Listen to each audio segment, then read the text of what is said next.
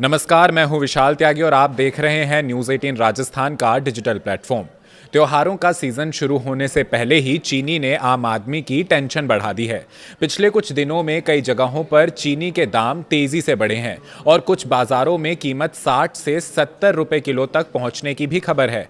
अब सवाल है कि आखिर भारत जैसे बड़े चीनी उत्पादक देश में चीनी अचानक इतनी महंगी क्यों हो गई।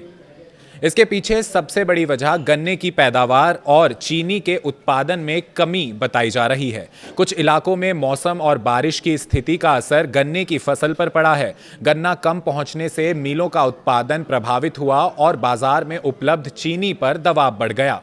दूसरी बड़ी वजह है त्योहारी सीजन। गणेश चतुर्थी से लेकर नवरात्रि और दिवाली तक मिठाइयों की मांग बढ़ने वाली है। ऐसे में चीनी की खपत भी बढ़ेगी, यानी एक तरफ सप्लाई पर दबाव है तो दूसरी तरफ मांग बढ़ रही है। बाजार का यही गणित कीमतों को ऊपर ले जा रहा है। इसके अलावा एथेनॉल उत्पादन भी चीनी के पूरे समीकरण में अहम है। गन्ने का इस्तेमाल चीनी के साथ साथ एथेनॉल बनाने में भी होता है। ऐसे में गन्ने के इस्तेमाल और चीनी उत्पादन के बीच संतुलन भी कीमतों को प्रभावित करता है। अब सरकार भी बढ़ती कीमतों पर लगाम लगाने की कोशिश कर रही है। जमाखोरी रोकने के लिए स्टॉक लिमिट लागू की गई है और बाजार में सप्लाई बनाए रखने पर जोर दिया जा रहा है। लेकिन सबसे बड़ा सवाल है, क्या चीनी अभी और महंगी होगी?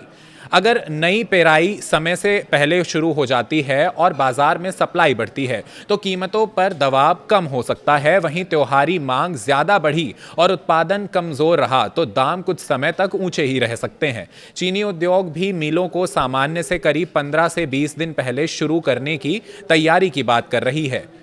यानी फिलहाल चीनी की महंगाई के पीछे सिर्फ एक कारण नहीं, बल्कि कम उत्पादन, गन्ने की उपलब्धता, एथेनॉल, बढ़ती मांग और बाजार में स्टॉक, इन सभी का असर है।